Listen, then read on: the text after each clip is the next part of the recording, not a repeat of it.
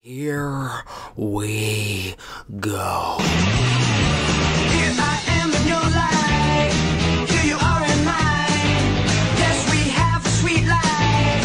Most of the time, you and me, we got the world to see. So come on down. Just me and you know what to do. So come on down. It's you and me and you. We got the whole place to ourselves. You and me, we got it all for free. So come on down. This is the sweet life. We've got the sweet. What's going on, guys? Welcome to a brand new sweet podcast. Me and Cody are back talking Queen this week because Bohemian Rhapsody is coming out this week, and we are so excited for this film. I've seen it. Our guest has seen it. Cody is not. So this is going to be a fun preview / review. We're going to talk about Queen's best songs, and we're going to go over, is this really one of the best biopics ever made? And what are some of the other best biopics ever made as well? This is going to be a fun show, guys. Thanks so much for tuning in. Cody, how you been? Before we introduce our great guest, how you been, man? I've been doing well, Zach. It's been busy. It's been really busy. School's picked up, keeping up on the YouTubes and watching Haunting of Hill House, which I friggin' loved. I love that show to pieces. But I mean, other than that, yeah, it's just busy. But I'm sure you know all about that, Zach. Yeah, if you don't tell by the bags under my eyes, I don't sleep because apparently video game companies love to release video games at the end of the year when all the movies are coming out. If they were smart, they'd put it out during the summer where nothing pretty much comes out during the summer anymore. It's superhero movies. And well, I like superhero movies, but still, it's like this summer was dead pretty much, it felt like. Except for the indie films. The indie films took over. But yeah, like, do they really expect me to play Red Dead for 12 hours straight a day and then go straight to work and then go to a screening? I take it that is what you did. I've literally, like, the last, 3 days, it's been like that. Like, today I'm seeing Outlaw King and Ballad of Buster Scrooge. Scrooge, yeah. And, well, there's Ren. Yes, Ren is joining us today. And we brought him in. Yes, we brought him in for a couple important reasons. One, we love him. Two, he's a Rotten or Fresh competitor, so I kind of want to discuss a little bit of that. And if you guys don't know what Rotten or Fresh is a game show that Ryan O'Toole has created. It's about Rotten Tomato scores. If you hate Rotten Tomato scores, this is probably your game. If you love them, this is probably your game more. Go check it out on Ryan O'Toole's channel. And the other reason is because this man, one, he's in London right now. 2, he went to the damn premiere of Queen.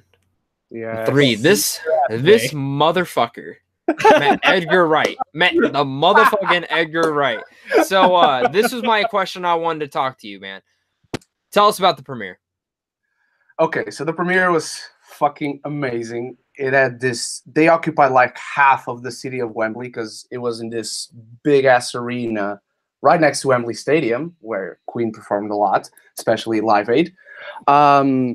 So I had to go around these crates and these things that were blocking and were making the path for us to get into the premiere. As soon as I enter, I look to my left. There's the Bohemian Rhapsody wall, basically. There's the entire cast, including Brian May and Roger Taylor, taking a picture. And as soon as I'm taking out my cell phone to take a picture, there's a security guard saying, keep it moving. And I'm like, fuck! But watching the movie there was freaking spectacular because everybody that was there loved Queen. So you either got a special invite or you paid at least £40 to be there. Which is, what would 40, like, do you know what 40 pounds would be in American dollars? It's like 45.50, isn't it? Yeah, something like that. Yeah. Something like that. But then every time a song came on, everybody clapped and stomped their feet to the song. One specifically, of course. And then, so the cast starts coming out because I was midway. I was in the middle of the room, but I was still in the plain floor part. And then behind me, it started to go up in rows. And so I look to Rami Malek coming down. I even have a video of that. He's coming down. Everybody's I saw that. Yeah. He is getting out of their minds, and I'm like, oh shit, there's Edgar Wright. Fuck. And I turned to my friend, and look, I'm at a university where there's like a real film studio right next to it, and I've seen so many people. I've passed by Tom Hardy. I've passed twice by Andy freaking Serkis, and I've never had the balls to actually stop them and ask them for a picture or an autograph, whatever. I was there. The movie hadn't started. It was still not starting for a while because the cast was still coming out, and I'm like, okay, I'm not gonna waste this fucking shot, bro. There's Edgar Wright, and I got a little disappointed in my friend because he was like, okay. I'm like, director of Baby Driver, and he's like, oh shit. And then I feel like that's how everyone is. If you let, like, some people might not know who Edgar Wright is, you just gotta be like, it's the director of Baby Driver, it's the director of Hot Fuzz or Shaun of the Dead, and they're like, oh fuck. Yeah. So I jump over my seat, and I'm like, Mr. Wright, I'm so sorry, I'm a huge fan. Please, can I just take a picture? And so he gets up, and he's like in this little platform that's a little taller than I am. So he's like, let's imagine he's on the first step of an escalator. And so he pushes me in to be close to him because the guy is really short. So if you see the picture, he's on my height. He's really short. The dude's really short, but he was really gentle, really nice, really personable. And it was a great night, even if the movie had sucked, which it doesn't. So yeah, that's my quick story about the premiere. Yeah. Awesome. Was Edgar Wright a nice man then? Yeah. Oh, awesome. Yeah. So who's your next one you hope to run into? I don't know. I mean, in my university, there's the Imaginarium studio. So I might run into Andy Serkis a lot. Supposedly Luther is going to be shooting there, but I haven't run into Idris Elba. But if I do, I'm going to foam out of my mouth. And I once passed by Daniel Bruhl on the street. So you should audition there. You should audition there so you can start working with them. Yes. Damn, that's awesome. The second time I saw Andy Serkis, he was coming out of the bathroom, and we were like this close together. And you didn't say hi? No, because I was paralyzed. He was like doing this to his hands, and then he does this little hi with his eyes to me. But I had like my lunch, and so I just thought, Mr. Serkis, your lunch. No, dude, that would be me. Like, my dad said, so you guys know Kid Rock, like the country rapper. So my dad like told me he met him. I'm like, oh, where'd you meet him? He's like in a random bathroom in like Texas. I'm like, what? He's like, yeah. He's like, I walked in the bathroom. I see this dude like at the fucking urinal with these red leather pants. I'm like, what guy's wearing red leather pants in this bar? And he like goes, and then he like, as he's washing his hands, he looks and he's like, oh fuck, that's Kid Rock. When he comes to wash his hands. So he like walked up and shook his hand. But it's so funny, like I mean, in general, like these celebrities are just normal people. And that's how it goes. And yeah, that's why you never know if you should ask or not. Yeah, but like Andy Serkis, it's like, I mean, you got a win pretty much from him, man. I know that, but he's the one I don't feel as sorry for because I know I have a really good shot of running into him several times. And plus, I feel like he is a one that if you do ask, I think he would probably appreciate it because you got to remember, no one knows what this guy looks like except film fans. Mr. Serkis, kind of got a picture, please. Yes, perfect. A precious picture. But that's my thing is that like Tom Hardy probably gets asked like 200,000 times a day. Yeah, he didn't even hear me, but he just started walking away, and I was like, "That's Tom Hardy." And then he starts walking away. He probably had Venom in it. It was probably in his head. He was like, "Huh? Eddie, there's a guy there. He looks weird. Go away. Eat him. I'm hungry. Go away. Is he a turd in the wind?" In the wind. A turd. He's the Portuguese turd. All right, we're a little a turd from Portugal. Let's rip his arms off and his legs and pile him in the corner and rip his head off. I'm telling you guys, Venom's top 10 of the year. That movie is so good. Oh man. Wow, I'm surprised by that. Yeah, it's a certain top 10 of the year. Whoa. Fuck you. Cody, you want to fight? This is No, I'm kidding. It's not top 10 worst. I did have fun with the movie. I did have fun with it. Okay. Yeah. We're about to start arguing here. Well, let's talk about Bohemian Rhapsody. So again, me and Brent have seen it. Both our reviews are up. Lucky punks. So Ren, is it out there already? Is it opened up already? Oh, okay, so that's cool. So out here doesn't open till this weekend. So so Cody, you can't see it till this weekend. But Cody, we're gonna let you start this off. I want you to tell me what are some of your expectations? How excited are you? And then me and Ren, and then I want you to join us. Please, you can interview us too, me and Ren, about it. Oh yeah. Because I want to pose a question to Ren and to Cody, of course. Cody, do you think this will be one of the best biopics? And to Ren, do you think this is one of the best biopics ever made? Cody, go first. Okay. So as far as give your little preview.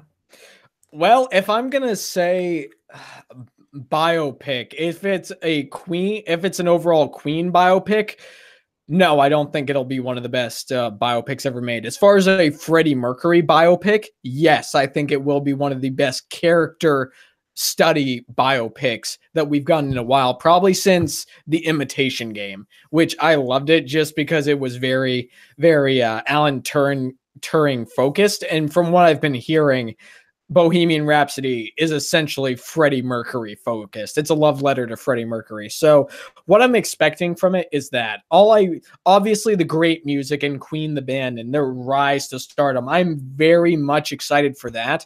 But I'm also excited for the character study of Freddie Mercury because above probably any other celebrity or icon we've had in history, he is the one person I have studied the most. And I know originally studios and Sacha Baron Cohen, they were all shooting for a hard R rating. But for me personally, I feel as though if we're going to get a Freddie Mercury for this generation to inspire people, you don't necessarily need all the darker sides of what Freddie's... Or midgets and cocaine. Yeah, you don't need a Wolf of Wall Street with Bohemian Rhapsody. But really, that's about it. I'm just expecting a very, very deep dive into who Freddie Mercury was as a person. Okay. Ren, you go next. So for the top 3 biopics, I looked up biopics essentially on Google to form my top 3, and this is very much a Freddie Mercury biopic. It is a Queen biopic as well, about like the band in general, but that's second place to first being Freddie's biopic.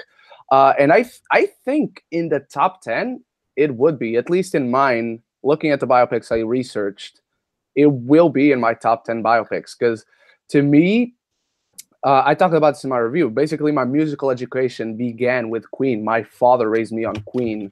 And I still believe that, I won't say necessarily they're my favorite band of all time. I won't say otherwise either, but I think Freddie Mercury is the greatest lead singer in history. And much like we were talking about movies, I don't think he'll ever be topped because his energy was unique. And as Cody said, you don't need the darkness. After seeing the movie, you don't need the darkness. You get to see hints of the darkness, but without spoiling anything, without mentioning anything specific, there's a scene that very much tells you why this movie is the way it is. It isn't rated R. It isn't uber dark because of something that Freddie tells his bandmates at one precise point in time. My part, I found Queen. The biopic is about Freddie Mercury. They did not go into the band as much, which is one of my cons. I thought I thought they were kind of surface level, to be honest. I would not have known their names if I didn't know them because of them being Queen. That's just the truth. As a Freddie Mercury biopic, it is top 15 for me, at least. I don't think it's top 10, nor do I think it's top 5. But what I will say, Rami Malek gives top 5 best performance in a biopic film ever made. He becomes Freddie Mercury. It's frightening. Every ounce of the way. It's literally like you were watching him. And I mean, Rami Malek to me is he's a pretty known actor. I mean, some people he's probably new to, but I mean, when I watch him in other things, I'm like, oh, that's Freddie, or not Freddie Mercury. It's a guy from Iroh. Yeah, it's Rami Malek. It's Papillon this year. It's Rami Malek. Yeah. It's I even though he's really good in it, it was just, for me, it looked like Rami Malek, and that's what it was. The Pharaoh from Night at the Museum. Yeah, the guy from iRobot. It wasn't the teeth. It wasn't. It was just he became him. Literally became him. In every ounce of wit. Is it like win this year? I'm not joking. If he does not win this year, it is criminally. Like, this is criminal charges if he does not win. Yes. Okay, so would you say that his performance as Freddie Mercury is like what Daniel Day-Lewis did with Lincoln? Absolutely. That is precisely what I said in my review. It's that level of excellence. I said he's going to be the next Daniel Day-Lewis with this performance. Yeah. I'm actually kind of excited. What the fuck am I doing an accent on? If Daniel, Of course, darling. I really do think I'm kind of glad Mr. Robot's not coming for another 5th season. I'm glad the 4th season is done because I want him to do more shit like this. I want him to be picky about what he does. Yeah. And you can tell why Mr. Robot is being done with, because Rami Malek is going to fucking explode now.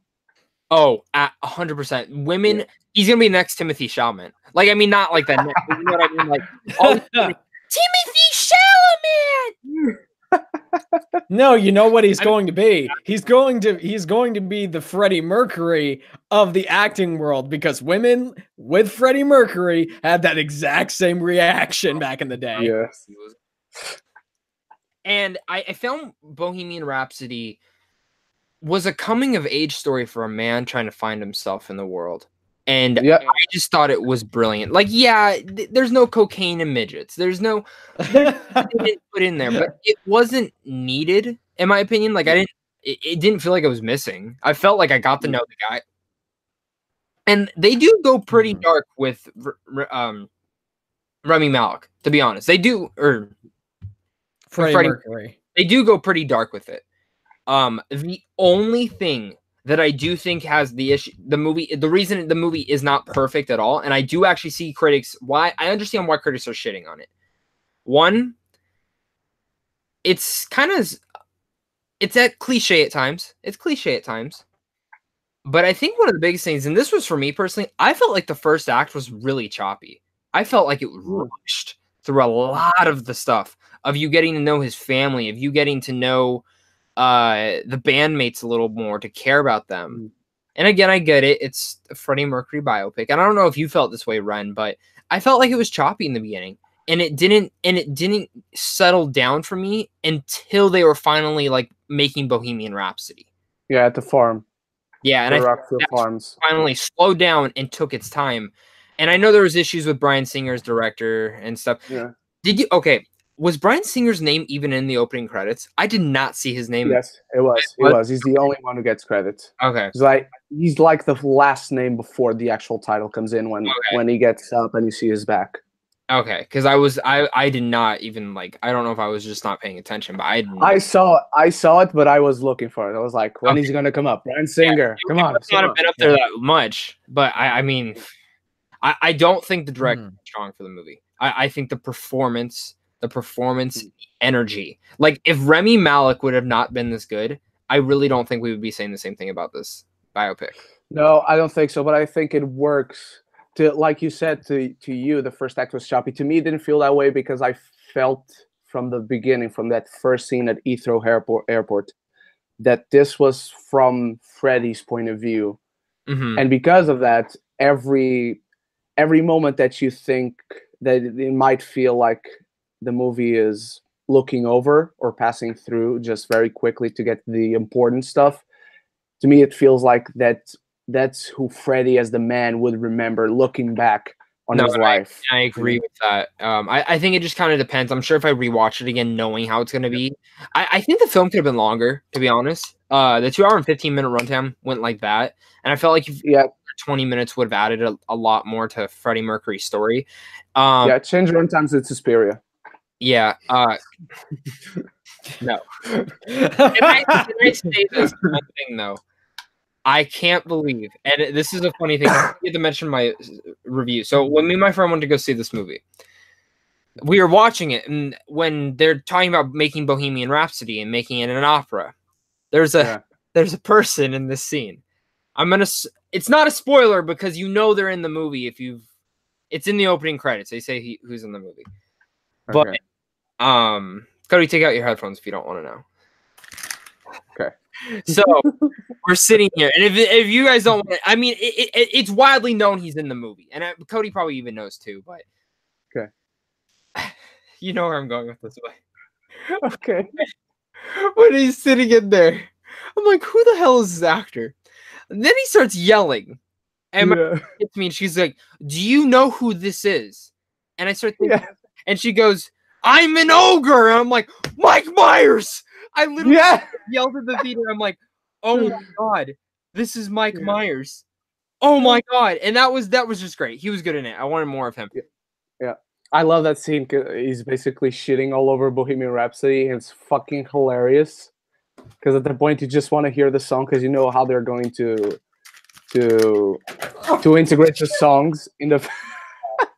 At that point, you know how they're going to integrate the songs in the film, so you're just waiting for Bohemian Rhapsody and the guy's shitting all over it. Yeah, it's really I good. dropped them twice. Cody, you dumb. Are you drunk? Are you drunk, mister? Yes. Every day of my life. You see me drunk. Oh, man. Right, Cody? That wasn't fun. Don't even remind me. That was not fun. Story time. All right. Me, Cody, Griffin, and John from the Real Talk all went to a bar in LA. The Clifton. It was amazing. It was amazing. 4-story bar. We started getting drunk, kept going down. I had every time I ran out of a drink, I just go straight back. And I was like, finish it, go back. Finish it, go back. I wanted to try everything, man. Every drink. Okay, wait, were you repeating the same drink, or are you always getting something different? That was my issue. I was repeating, or I was changing them up. Okay, that's what fucks you up.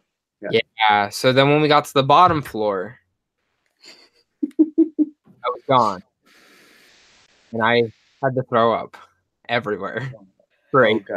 Yeah. Like Family Guy when they take that pill. Oh no! Everywhere? No, literally everywhere. Oh shit! All in John's car, which got repoed. Yeah. It doesn't even matter anymore. Yeah, I'm pretty sure I was carrying you most of the night. Yeah, and then they took me to Denny's, and I threw. Man. And then you gave a review of Solo, a Star Wars story. Okay, so this is pretty recent. Yeah. Well, actually, if you go on Stardust, you can actually have Stardust. You can. Oh, dang it! Right? You don't have Stardust out there, don't you? I don't know. I never even tried it. Try to. It's a really good app. But yeah, that's a nice story, and I feel like throwing up now because I don't like thinking of alcohol anymore. I only threw up once. So that was my one time throwing up, and I know my limit now. I know my limit. But I got the biggest fright because of being drunk in my life on that night that I threw up. Like I threw up in the morning, but still. Oh, okay. I feel that's the best way. Cody, one day you'll learn. All right. Yeah, so, sure. Guys, we're moving on. We're talking about Bohemian Rhapsody, which is about Queen Freddie Mercury. Yeah. That's so. Now we're gonna go and talk about Half Knocked. Actually, put this in better terms. So I'm just gonna use this. He actually asked us. He said, "Take 5 Queen songs, kill the rest. What do you keep?"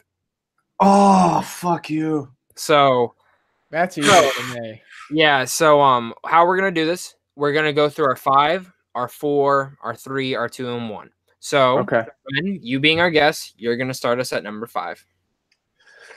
Okay, number 5 will have to be Fat Bottom Girls.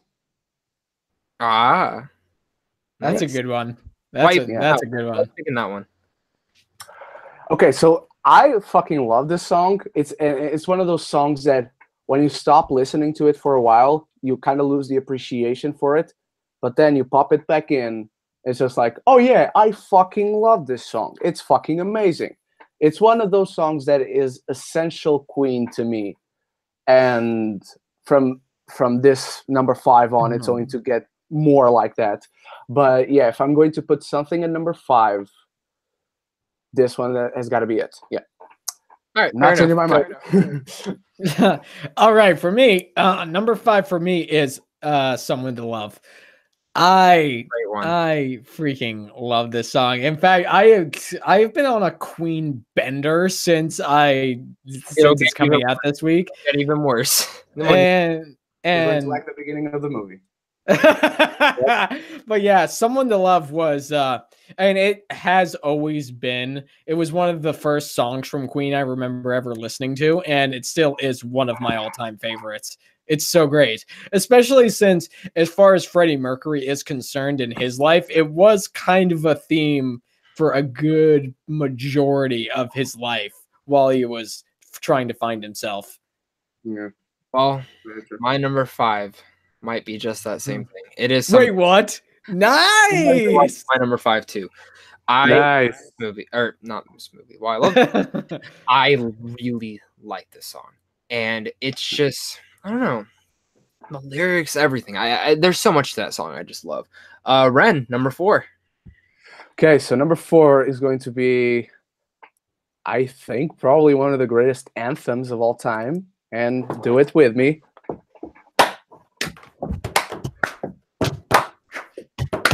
It's We Will Rock You, bitches. All right, sing it. It's a song that the only thing that sucks about it is that it is so short, and that tells you something to the power of this song. I think that's as brief as I can do Big it. boss playing in the street, gonna be a mess. Mess Blood on your face, you big disgrace, kicking your can all over the place, singing we will. We will rock you. All right, Cody, what's yours? Okay, so number 4 for me is Another One Bites the Dust. Oh, nice. My list.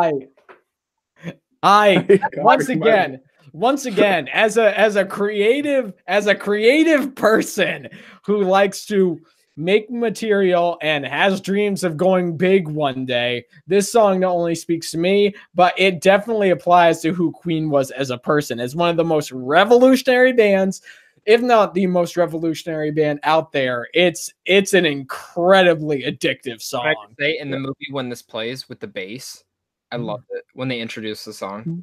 Let's go. Yeah, so good. But yeah, that's my number 4 too, actually. Wait, what? Yeah, that's my number 4 too. I think three, I feel like is where we will differ. So Ren, you can go next. Okay, I'm going to cheat. I have a tie at number 3. Okay, fair enough. And my number 3 is Somebody to Love, and you already spoke about it, so there's not much left to say.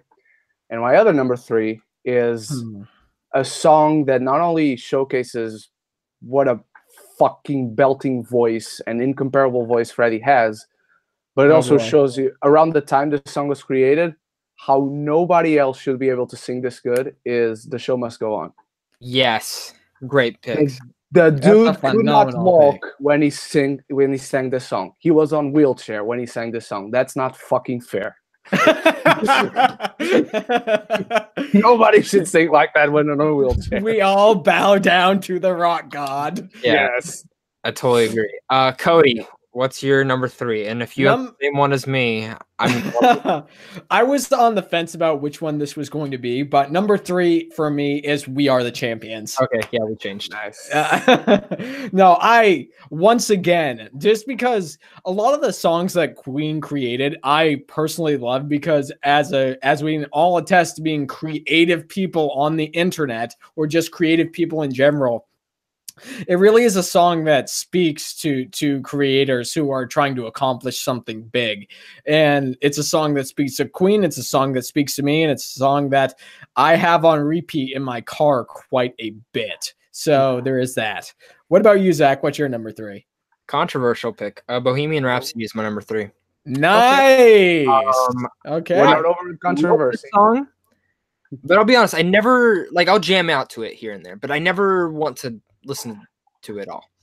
And it's just because I've heard it so many times, and now every time I do hear this song, I do think of Suicide Squad, so maybe that's a little bit of the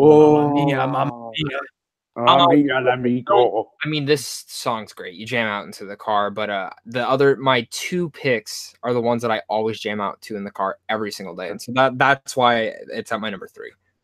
Okay. Ren, my number 2. My number 2 is Bohemian Rhapsody. I think this is top 5 songs that you can sing at any point, whether you're alone but especially if you're with friends, you can sing at any occasion. Everybody knows. Nobody's going to get it wrong. It's one of the most fun songs to sing of all time. Everything is there, like the 5 stages of grief and whatnot. We can just dive into the layers of the song, whatever. It's just an amazing fucking song. You already said pretty much what there is to say on several levels. You can jam out to it. You can fucking belt out to it on the street when you're fucking drunk, just like I did a few days ago. I was Freddie. And it's an amazing song on every fucking level possible. Cody. That's funny. It's nice to know that I'm going to match with everybody inside of this chat at least once, because number 2 for me is also Bohemian Rhapsody. Yes! I love this song. This is a song that, honestly, I feel as though I agree with one of my classmates, because a little while ago we had to do these DJ audio projects, and the song that started out my DJ show was Bohemian Rhapsody. And what our professor would do is we'd get through the first like 30 seconds of it, and then she'd skip all the way to the end. And one of my classmates, Lexi, she just said, "Now that's just a flat out crime." And it is.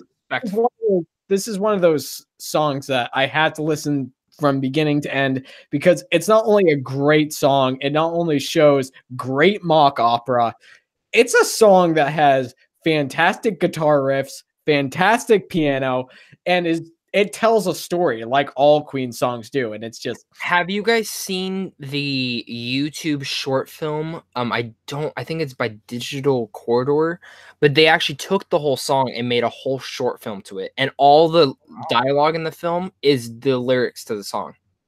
nice. It's really, I really recommend it. I'll look it up as we're going over our next ones. Okay. But so now we're going about our number 2s, right? Yeah. What's your number 2, Zach? Killer Queen. Love Killer Queen. Wow. Okay. Nice. 1 and 2 kept bouncing back and forth, but I think I mean, I could wake up tomorrow and I could say Killer Queen is my number 1, but as of right now, something else is my number 1, and I just love Killer Queen. It's so much fun. It's so good. Ren, Ready. 2. Okay. Before I reveal my number 1, a little bit of story time. So a few years ago, like in 2010, I started going to this music school, and I started learning how to play the guitar there. 2 years later, I also start getting singing lessons there. And so at the end of the school year, we always have this party celebrating the things we learned in each year. And we have this big-ass concert in which whoever had singing lessons would sing several songs on that party. I sang for like 4 years there, and once I sang a Queen song. And it was very personal to me that I achieved that, and that I didn't go out of pitch at any point, because that is still not physically possible for me. Again, I tried to sing this song again, and I still can't do it. I nailed it that one time. And Would that you is like why to try it on the show? No, because I have people at home. If I was alone, I would. I promise you, I would. So maybe at another occasion. All right, 2,000 subs, you got to sing it. Yes. Okay.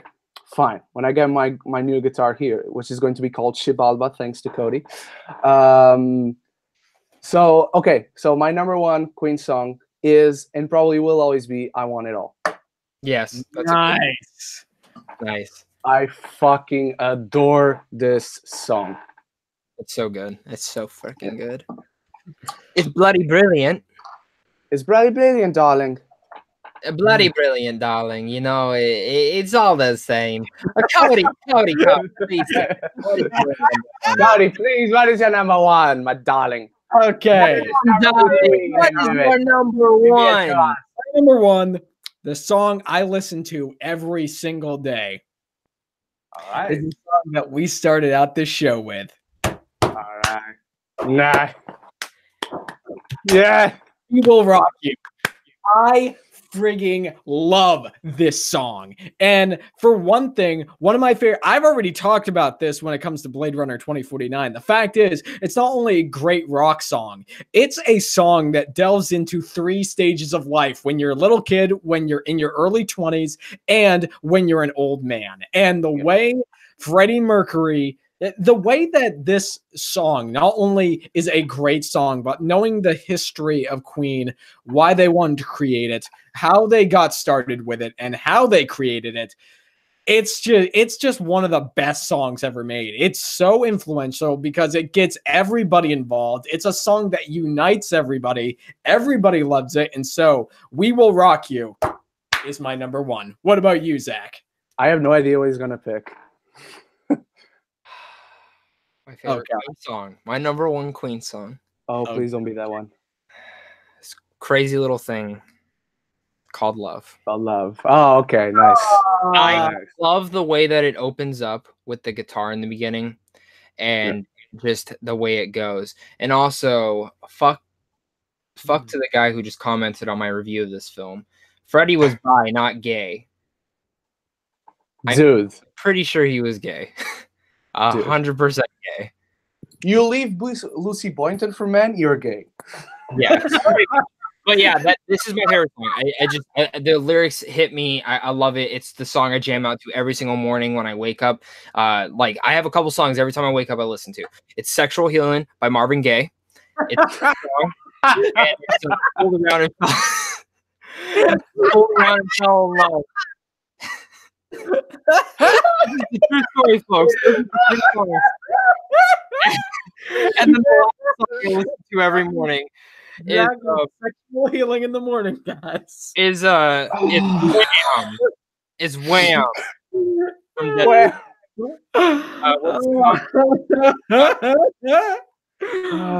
I'm gonna cry. That is too funny. Oh yeah, Careless Whisper. So Careless Whisper. Yeah. Sexual Healing. Crazy Thing Called Love.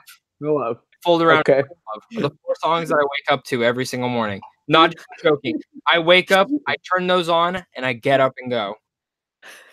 And now, welcome to the show. 3 songs you listen to every time you wake up in the morning to get your boner on. Fuck, dude, I'm already hard in the morning, but Sexual Healing. Drop my pants.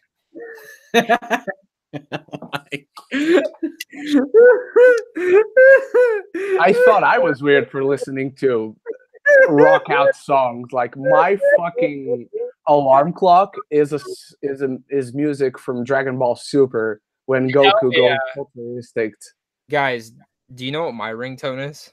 What? Okay, show it. It goes. Whenever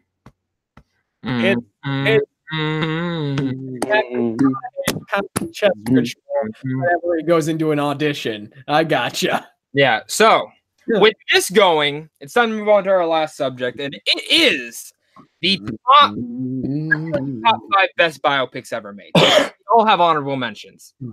Yes. Yep. Who is ready to start with their number 5? I'll do that. All right, Cody, go right ahead. I actually have one biopic off of my number 5. That's an honorable mention, and that's Raging Bull.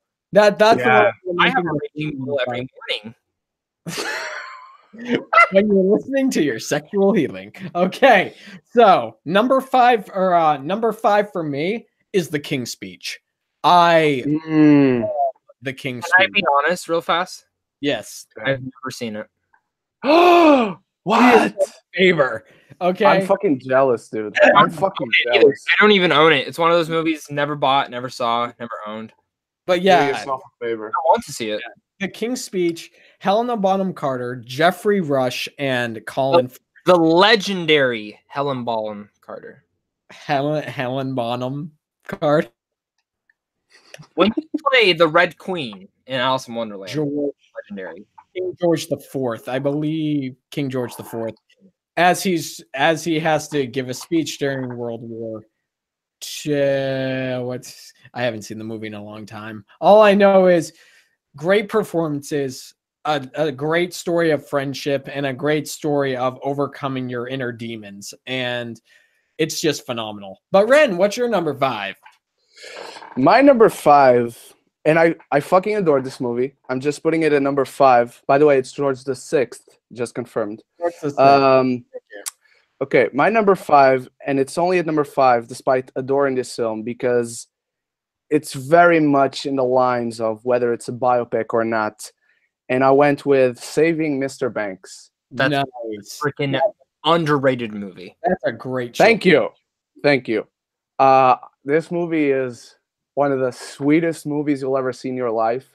It's a movie that, if you ever doubt Colin Farrell's acting prowess, he outacts Tom Hanks in this film. Colin Farrell up because he should have won the Oscar, and the fact that he wasn't even nominated is a joke. The dude outacts Tom Hanks. I think that's saying enough. And Tom Hanks is fucking amazing. And it's a real sweet story that actually stays true to the ups and the downs, the positives and the negatives of P.L. Travers allowing Disney to make her story into a film. And seeing that film, right? Disney made Saving Mr. Banks, right? Yeah. I'm very surprised by that because they do go into. I mean, it's not as dark as the original story, but no. It does hit a lot of those nice details, and I found that film to be so underrated. Yeah, me too, man. Me too. Really good. Yeah. Excellent. So my honorable mention, we're going with our honorable mentions, right? And then number 5? Yeah, number 5. Yeah, number 5. So real fast, one of my honorable mentions is Goodfellas. I love the film, but for me, my number 5 is Social Network. Nice. I remember being younger and hearing, they're making a Facebook movie. I remember that too, and I was like, what's Facebook? Oh, is that where the pedophiles message me and poke me? Pokemon. Speaking of Disney, is Mickey around? You want to hear a joke real fast? Facebook movie. You want to hear a joke? You, Ren. Yes. Well, you want to hear why Why did I? What? Why did I divorce Minnie Mouse? Do you know? Why? No. Why? Fucking Goofy.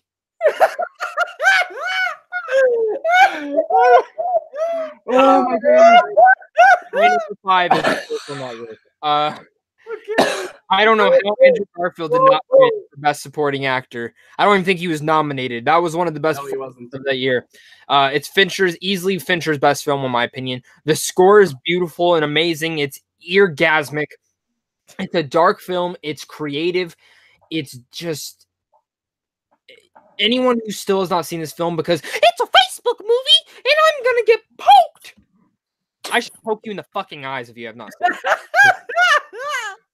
Just wait for the Twitter movie, everybody. Yes. All right. Cody, what's your number 4? My number 4, speaking of the Social Network, I remember when I was in high school and I heard everybody talking about the Facebook movie. And the Social Network is my number 4 as well for everything you've talked about. And one of the things you didn't mention is just how fantastic Aaron Sorkin's script is for the movie. Man, it's Danny Fincher's direction, Aaron Sorkin's script, and the whole, this is one of the only films that I can say Justin Timberlake, he was fantastic in the movie. He was I like him more as an actor than as a singer. Oh, the hot takes right here. And let me also mention. All right. Did I tell you guys? You know how I wake up every morning and I listen to Sexual I also read the script to Social Network every morning. I get on the toilet. You've got the script that's playing, and it's like my newspaper.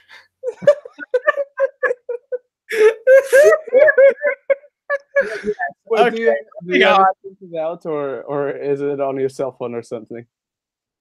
Sorry, it cut out. What were you saying? Do you have it printed out, or is it on your cell phone or something? It's tattooed on my thigh.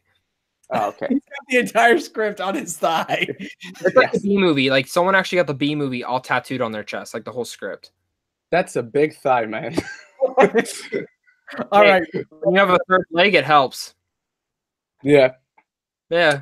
Ren, what's your number 4? Okay, so everybody's going to call bullshit on me when I say what's my number 3, and this was only an honorable mention, and it's Goodfellas. Goodfellas is my honorable mention. Oh, that's bull. Honorable mention. Okay. Well, it's my honorable mention too. So. No. But people are going to call bullshit when I say what is my number 3, but then Goodfellas is only an honorable mention. Okay. So what's your 4 then? No, this is my 4. Oh, I oh, won't. I'm not. I'm saying when I say what's my number 3, I'm not paying and Goodfellas is behind that, people are going to call bullshit. Well, I'll go to my number 4. My number 4 is I, Tonya. Yep. One of my favorite, probably my favorite film of last year. Well, besides The Big Sick. And I loved I, Tonya. I know it's not completely accurate, but I got to know a lot about Tonya Harding, and I absolutely love the movie. It's the Goodfellas of sports. Yep. Nice. I like that comparison. Never thought of that. Cody, what's your number 3? My number 3 is Lincoln.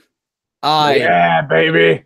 I love Lincoln. It's, not enough people talk about this movie, and I think it's a shame because Lincoln, not only is it one of the best biopics ever made, but if there's anything that Steven Spielberg has shown with Lincoln, it's that he can do anything. I thought War Horse was good. I thought it was a good movie.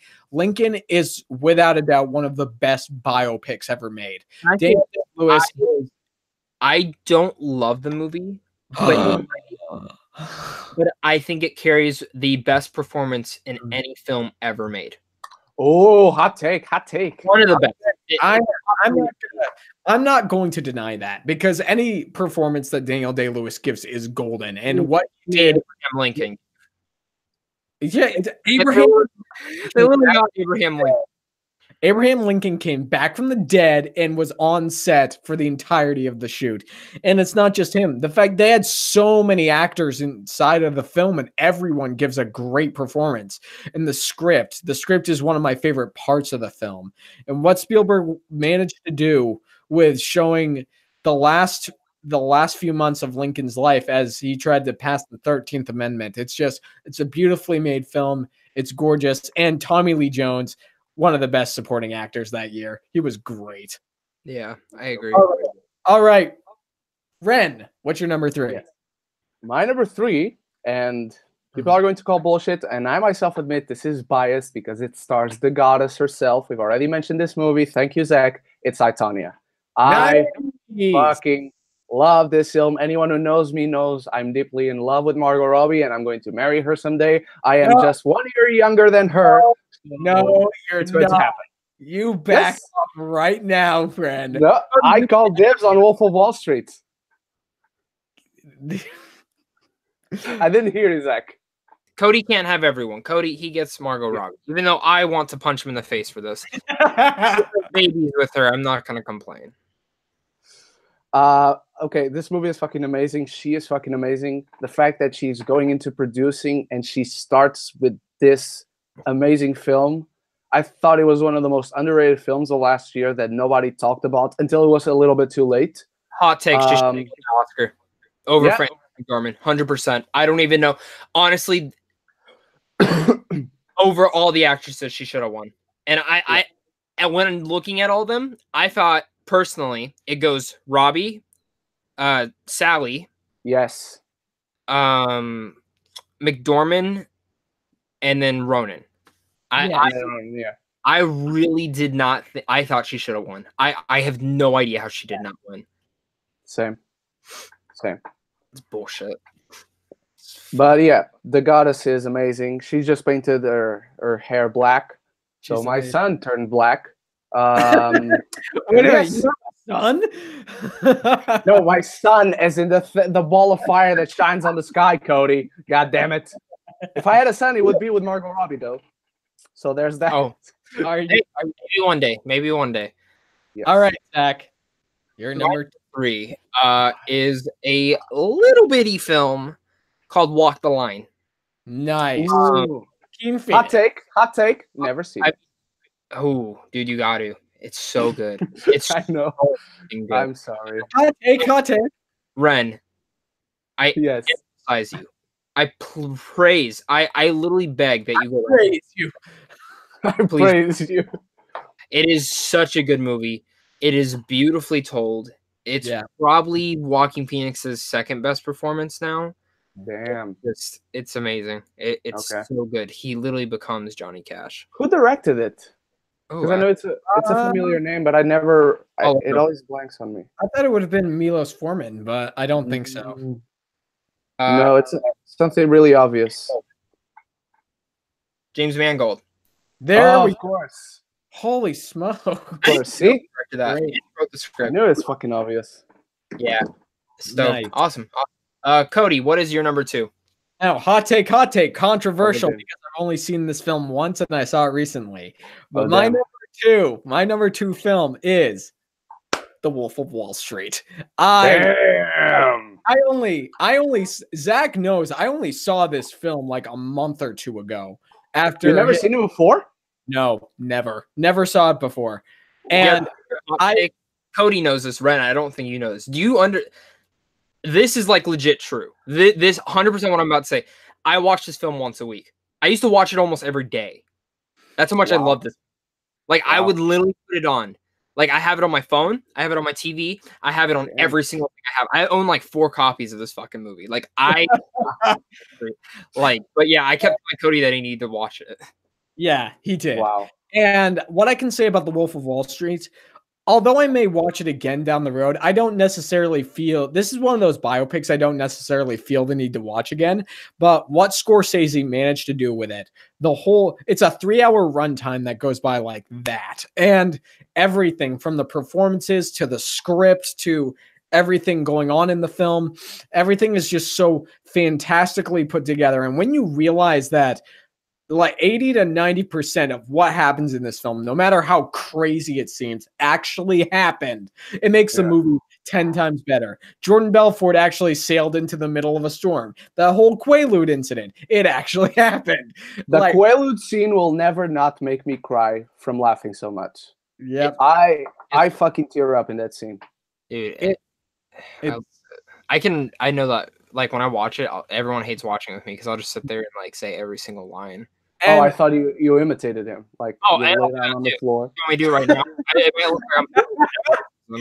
And I think a lot of people forget. People forget that John Bernthal was actually in The Wolf of Wall Street, and he was. I mean, he's one of my favorite characters in the film. Is every character in the film a jerk? Yes, they are, but that some of them are just so much more awesome than others. DiCaprio, Jonah Hill. Hot take should have won. Leo should have won. He should have. That's his best performance. Best performance. It's Scorsese's best film too. It's true. It is. So, all right. So no, it's Ren now. Oh, that's right. It's me, Cody. Yeah.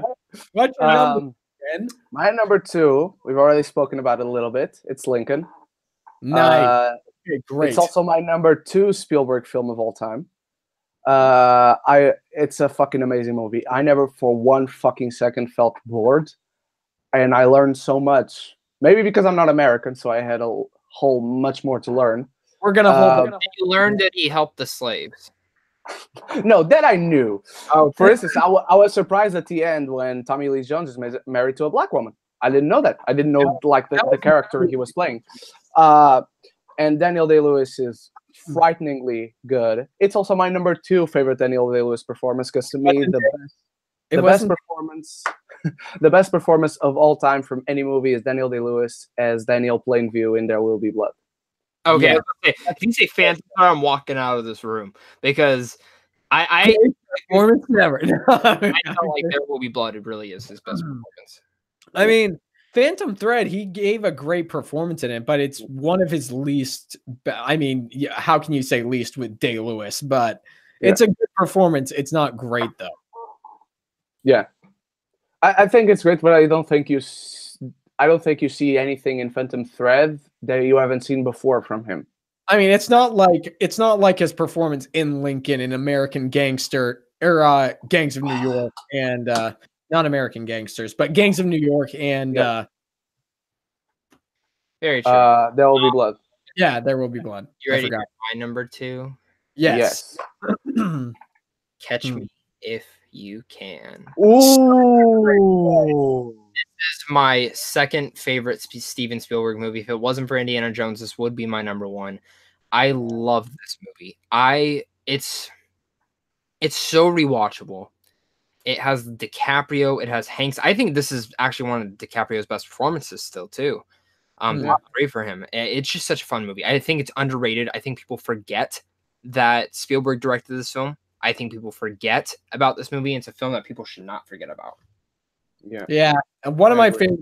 I mean, it's a great DiCaprio performance for sure. I mean, it's right up there with What's Eating Gilbert Grape for me. I still think What's Eating Gilbert Grape is one. Really? No. Me neither. Do yourself a favor and check it out. Johnny Depp and Leo DiCaprio play brothers. And you watch Army of Darkness, right? Huh? You see Army of Darkness, or you only watch Evil Dead 2? Shut up, Zach. I'm watching Army of Darkness this week, probably on Halloween, actually. I don't believe you. Oh, wow. I watched Evil Dead 2 when I said I was going to. Don't you start. I might do a double feature. I didn't say that, but unfortunately, family happened. And so, okay, here we go. Number one, man. Number one. Number one. For me, you guys have already mentioned it. And there are a few movies that that are kind of tied for number one, but number one for me right now is I, Tonya. Wow. I love I, Tonya. And like Zach, I mean, if it had come out in my area before the start of the new year, it would have been my favorite film of last year. It's just the film is endlessly rewatchable. I watched that film. It's not to the extent where I watch it every single week, but I make sure that I try to watch it every single month at least. It's one of the best female performance of last year. And it's just, and Sebastian Stan and Allison Janney and all the other performances are great.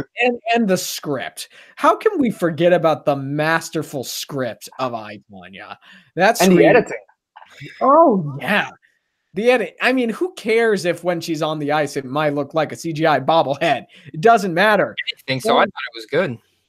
No, that's my only flaw with the film is that you do see like the line around her face, but that's really it. If you're looking at her feet instead of her face, you don't see anything. Was it about I, Tonya too? Everyone says Blade Runner should have been nominated for Best Picture last year. If I could have chosen a film, it should have been I, Tonya. To be honest, I would have chosen Blade Runner, but I don't disagree. Yeah, I mean, they're allowed to have... Those were the two films that deserved. I would have taken out Darkest Hour, and I would have taken out Phantom Thread and threw those two in. Well, I would have taken out Get Out. Really? You know what? I don't disagree with you. I don't think it deserved a Best Picture nomination. No. I think directing, yes. Jordan Peele deserved a directing nom. Directing, yeah. I think script as well. It should have. I mean, obviously, I'm glad it won the script. It deserved that. But at the Oscars, they're allowed to have 10 nominees, and they only put in 9 last year. So I would have taken out The Darkest Hour and put Blade Runner and I, Tonya in there. But I mean, overall, it's such a great movie. But anyway, Ren, it's your turn. What's your number one? Okay, I don't know if this is going to be controversial, but it's Bohemian Rhapsody. No, I'm kidding. It's something we've mentioned a lot thus far, so there's not going to be much to say about it. It's Wolf of Wall Street. Wolf of Wall Street is fucking spectacular. I fucking it's my second favorite Leo performance of all time. What's your first? Revenant. It's the one he won the Oscar with, because the Revenant. Why I think he won with that. It's how I felt throughout that film was he said everything he needed to say without uttering a single word. Well, to me, yeah. Sorry. It's with his eyes. That's all the emotion. Yeah. To me, that's everything an actor should do, which is why I also thought last year Sally should have won for Best Actress. But again, I don't disagree with Margot. Because she's the goddess. She deserves everything and anything, especially me. But yeah, Wolf of Wall Street is also where I met the goddess for the first time. So of course it's going to be my number one. And it's also my second favorite Scorsese film of all time. So it's number 2 in a lot of places, but it's number 1 in giving me my goddess. Wait a minute, I gotta ask, did you like Suicide Squad just because of Margot Robbie? I didn't like Suicide Squad at all. I liked Margot Robbie in it. I was about to say. I felt sorry for Margot Robbie. I was like, yeah, she was goddess. Time she shows up, she's better. She's the best part of the movie. Let's be honest. Her and Will Smith. Okay, so my number one. We all go. No, you guys don't. We don't. Paddington 2. What? Which one? Paddington 2. That's not a biopic. It is the Wait, bear. what? Fine. My number one biopic is Deadpool. It's about my life. So. No, choose another one.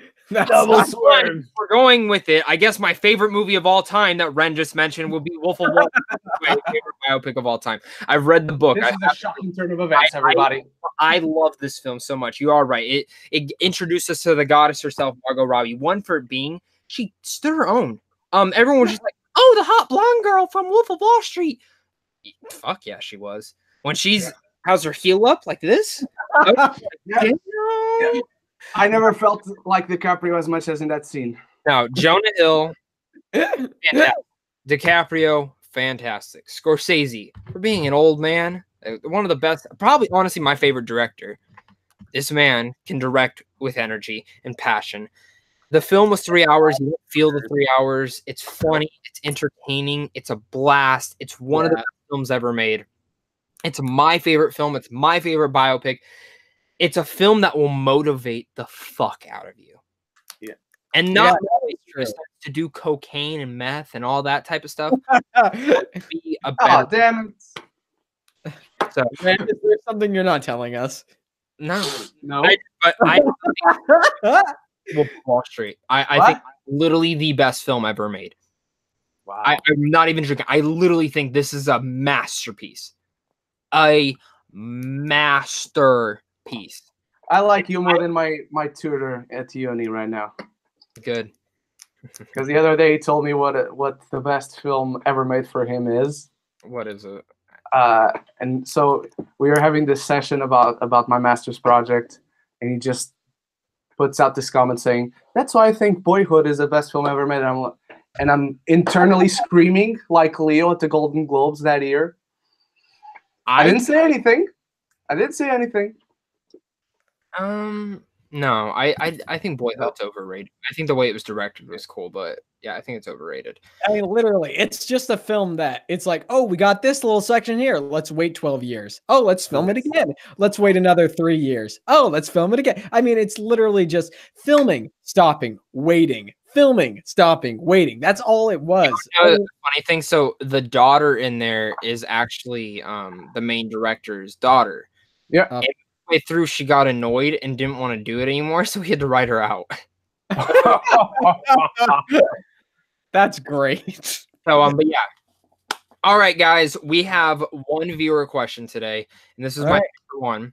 It's Ryan O'Toole ask, could Remy Malik get snubbed because of the mixed critical response? I don't think so. I really don't think so.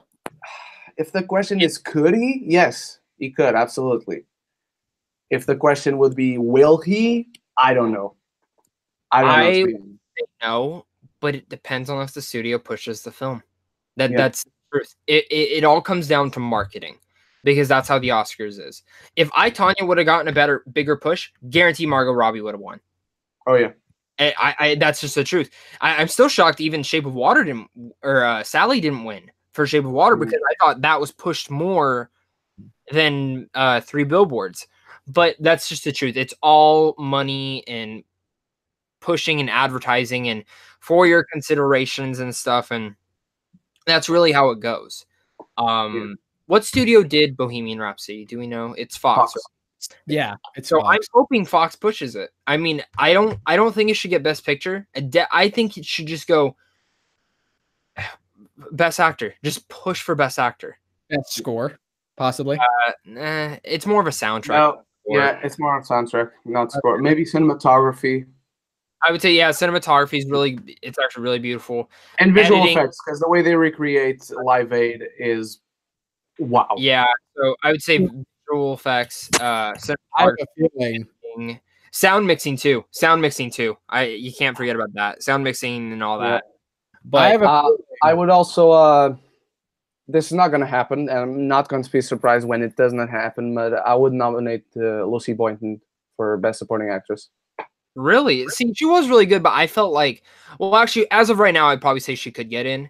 But your still has, your Goddess is probably going to get nominated for Mary Queen of Scots. So I'm not seeing that until next year. I thought it was supposed to be at the film festival. Yeah, me too. I thought it would be the surprise film, but the surprise film was Green Book, and I missed that because there were no press screenings for the fucking surprise film. Yeah, Look. something tells me I that know. I hate you. something tells me there's going to be a Oscar speculation episode here at some point.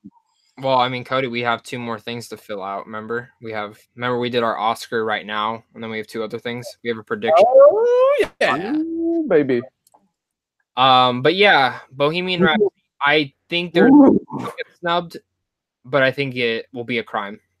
To be honest, Same. like there's always that. There's a couple films you see a year where you watch it and you're like, that's gonna win Best Picture, or that's gonna win Best Actor. And for instance, like last year, Shape of Water, I watched it. I was like, that's winning Best Picture. No doubt about it. Wow, really? Yeah, I saw it and I was like, no doubt about it. It should win Best Picture. Actor last year, I saw Gary Oldman. I said that should win Best Actor. That I agree. And then even I don't think I didn't personally agree, but my second favorite last year. But going this year, I'm predicting it right now. I'm probably gonna be way off. I saw Bohemian Rhapsody. I said this Remy Malek. I saw he should win. Supporting actor. I saw Beautiful Boy. Timothy Chalamet automatically should win. I haven't seen it yet.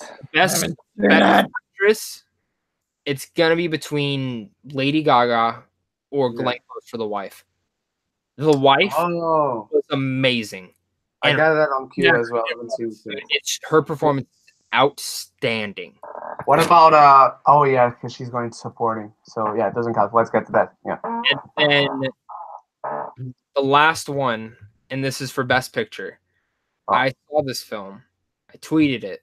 It's Green Book. Green Book will win Best Picture. Really? Yep. It is. Wow. I have never laughed harder in a movie. Like honestly, I think the more rewatches I watch Green Book, that'll probably end up in my top 10 of all time. Wow. Excellent. I can't post a review for a couple weeks, but I thought it was excellent. Wait, does it go wide at any point? What's up? I couldn't hear you. Oh, I said, does it go wide at any point? Yeah, it goes wide weekend of Thanksgiving. November 21st. Okay. So it goes wide then. So that I have to wait till that comes out. So that's around the time I'm going to the Lisbon Film Festival. So yes, I'm flying over. I'll be surprised if it's not there, to be honest. Yeah, because I missed Beautiful Boy too at the festival. So I'm going to Lisbon to get to see Beautiful Boy. I'm probably going to get to see Vox Lux. I'm probably going to get to see Destroyer, and maybe either Green Book or Mary Queen of Scots. If you have to choose between one, see Green Book, because I'd be surprised. I'm really they're not sending Mary Queen of Scots to London first. Yeah, I thought that was weird too. They should not lock in though. I swear. Wait a second. Green Book. Is that the film with Mahershala Ali and no, not Victor. Viggo Mortensen. There you go. And directed by the guy who made Dumb and Dumber. You know, that was so weird. The interesting his humor's in there. His humor's yeah, no, I know, but it's just very smart. And the film itself, I mean, the film honestly could come off completely racist with some of the jokes they make, but they don't, because it's so smartly written and so greatly acted. Did the guy also write it, the director? Yes. Yeah, from what yeah, he did. But it's Viggo Mortensen's character is so good. He's so good in it. Yeah. Any of you guys seen? Okay, completely different conversation, but just popped up in my head. So this has nothing to do with the Oscars, I think, because I haven't seen it. Has any one of you seen Hunter Killer? No. No, I skipped out on it. I didn't care. Did you see it? No, because it's not around my area anymore. But I really want to see it because I like my movies that should have come out in the 90s. No, I actually heard it wasn't that bad, but. Really? That's a great place to start. So if you guys have seen Hunter Killer, please comment down below so we can see it. That's where we're gonna end this podcast, guys. This was fantastic. We talked about Queen, we talked about Bohemian Rhapsody, and we talked just in general about biopics and life itself. So, which sucked. That movie. Life itself sucked. I fucking hate it. Same. It was horrible. That was my most anticipated film of the year. I fucking love the trailers. The quote on the trailers got me. I didn't need anything else, and they fucking destroyed me. Not in the way I wanted it to. Oh, like Collateral Beauty. Collateral Beauty is better. Collateral Beauty is way better. But yeah, that's where we're gonna end it. Ren, I'm gonna throw it to you. Where can they find you at? Okay, you can find me on YouTube, Facebook, Instagram, and Twitter, all at Ran Geekness. And let me mention one thing real quickly, because the question was top 5 Queen songs, have a top 5 and kill the rest. I didn't mention Love of My Life, because if I kill that song, I can write it myself. So yeah, that's it. But yeah, find me on YouTube for movie reviews. I haven't uploaded in like a week because I've had a very sore throat and I felt really sick for most of the week. But I'm working on something as the background on my reviews is concerned. I'll tease you guys on the channel eventually. Can you lay in your bed and do reviews? Like under the On cover? the side, like Burt Reynolds style? Yeah. I will, Like, baby. Put the Blade Runner right in front of your Yes. area and Yes. lay there and be like, hello. Look at my unexisting six-pack. Dude, I think you should do it. I think Okay. you should do it. I will Hey, try. The baby. camera's right there. I just need to turn it over. I still need to review Smallfoot, which I just saw Saturday. So. That's a perfect one. Put your feet in the camera first and then like Hello, this is my 12 inches feet. This is my foot. foot. But Cody, where can they find you at, man? Okay, guys, if you want to find me on YouTube, just search Cody Curtis. It'll be the first name that pops up. You can also find me on this very channel doing stuff with Zach occasionally, more often than not. And if you want to find me on social media, you can find me on Twitter, Instagram, Facebook, Snapchat, and Stardust by searching either Cody Curtis or _Cody_Curtis. And I'm not just on social media or on YouTube. If you want to see some of the writing that I do, some of the reviews in written form, all you got to do is search usmfreepress.org. It'll take you to all the work I do with the school's paper. And if you search wmpg.org, I have 2 podcasts there. One is called Film Time, where I reviews film each and every week. And I also have one called On Campus with Cody Curtis and Maverick Keegan, where we just try to provide entertainment for everybody and try to help them with life and give some helpful advice. So that's where you can find me. Well, let me tell you, son.